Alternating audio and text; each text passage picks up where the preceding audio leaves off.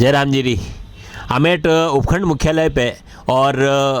संघ री दृष्टि हूँ आमेट जिला रो राष्ट्रीय स्वयंसेवक संघ रो गुणवत्ता पथ संचलन आज निकाल्यो गयो आणि यो कार्यक्रम तुलसी अमृत विद्यापीठ में आयोजित हुयो और अणी मैंने मुख्य वक्तारा रूप मैंने क्षेत्रीय प्रचारक प्रमुख राजस्थान रा श्रीवर्धन जी मुख्य वक्ता रिया और पथ संचलन अमृत